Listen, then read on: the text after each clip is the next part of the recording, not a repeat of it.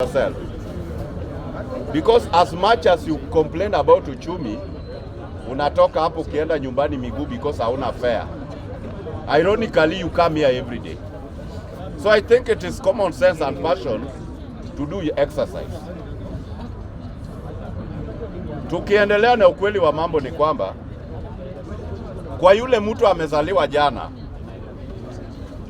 we are cognizant kwamba you don't know how there is variation in administrative setups. Labda hii ya Ruto ndio umeona na umepata watu wakisema uchumi ni ngumu. Mimi as a layman, how do I validate viability of our economy? Na iangalia kwanza, if you go to social joints zote from Friday to Sunday zimejaa.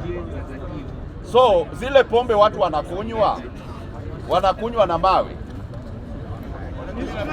We are complaining, fine, they are removing stress with what? Na mawe. Hizo pombe zinanunuliwa na mawe. Ukitoka hapo, young guys are really complaining kwamba uchumi ni ngumu. I don't deny ni ngumu, because at the end of the day, you also have to live to the realities of life. But unakuta, we blog every second, every minute, every day. And this one is going about your financial capacity. You can never, because hatujakuwa na almost 60% connectivity in terms of internet. But una realize mko top notch kwa internet almost kila wakati. That one tells me, because it is an auxiliary requirement, kwamba mna utaratibu na uwezo wa kuavoid hizo vitu. Nikitoka hapo, ningependa niseme kwamba, can you listen when I'm talking? Ningependa niseme, Mheshimiwa Ruto, the truth be told, amebeba mzigo mkubwa. Lakini hii mzigo mkubwa, tukiwa honest and realistic on how we view things, then I think kuna some places tutakuwa tumemuondolea lawama. Why am I saying that? Mheshimiwa Ruto, as the head of the government, ana watu wengi amepeana kazi, lakini they behaves as if they are the Ruto's prefect. Ruto is not the appointing authority. They are the ones who are the appointing authority. Why am I saying that? Ruto holds political responsibility. Kama vile wale mawaziri. CSS are not technocrats. And they are not accounting officers. But you see, if you go to a ministry or a department with an emotive program like SHA, unakuta waziri wa afya amejikalia kama paka ya duka.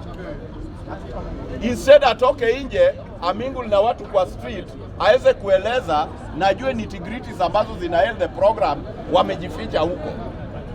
So there are either two things. It is like either hawajui or they are sabotaging the government. And that is calling for me to tell the president to take action. Let him do purge in every sector. Because like, let me say, from our place, people have never seen anything sensible the government has done. But unakuta kwa hiyo area yetu, kuna mawaziri wawili. Now mawaziri, pertinent problems Kenyans are undergoing, ziko properly under their dockets. What does it mean? It is either they come out and explain themselves, let people tell them the challenges, then if there are ones that can be corrected, to be corrected, or they sip out. Because they can never be away. They are the ones presenting policies and sessional papers of the government in cabinet sittings. But they cannot come out to the general public and defend these sessional papers. Nikitoka hapo, ningependa niwaambie, income and expenditure are very good friends. You can never spend what you've not acquired. And the truth be told, the whole agitation we people have, it is because of our greed, not because we have nothing to share. Right now, people are complaining about the SHA, but ukiangalia walio wengi wanalalamika ni wale wana private hospitals.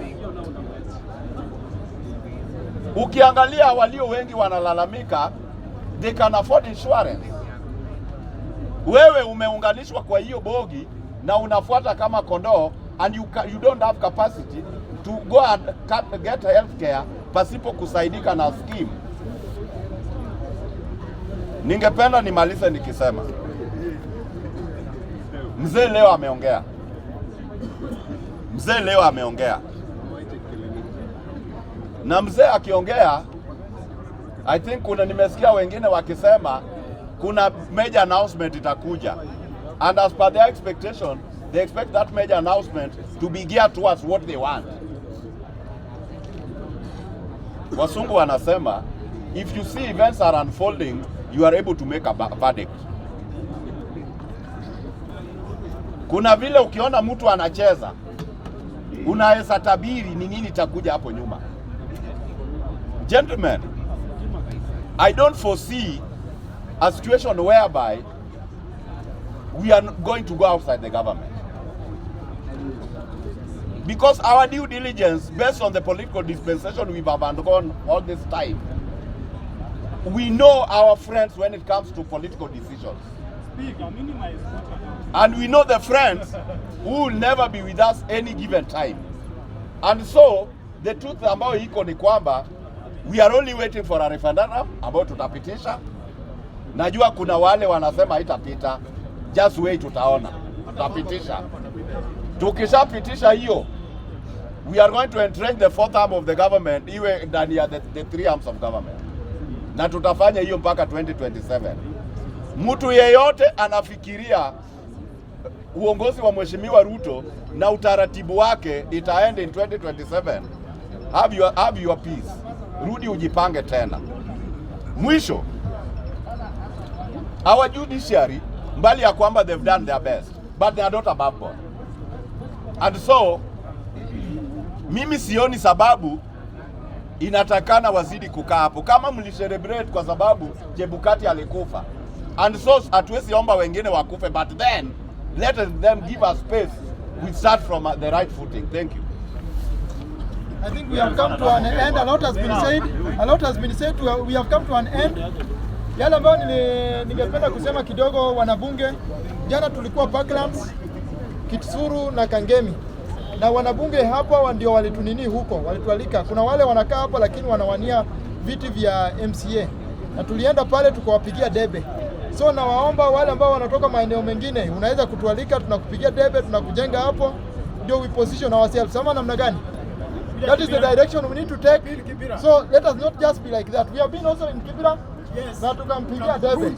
So that is what we do over the weekend. Kuhakikisha wanabunge wanawania hizi viti na wako in better place. We might be financially not stable, lakini politically tuko na social capital ya kutosha. So just call us, we will come there and kukuwekea nini kidogo, debe kidogo, wananchi at least waone wewe pia unaweza jieleza. Kwa hayo machache mimi nashukuru sana, tuendelee hivyo hivyo. Si tuimbie national anthem kidogo tukimaliza. Sawa, we are closing with the national anthem. Sawa. National anthem was one in nation. Bless this our land and nation. Justice be our shield and defender. May we dwell in unity, peace and liberty. Plenty be found within our borders.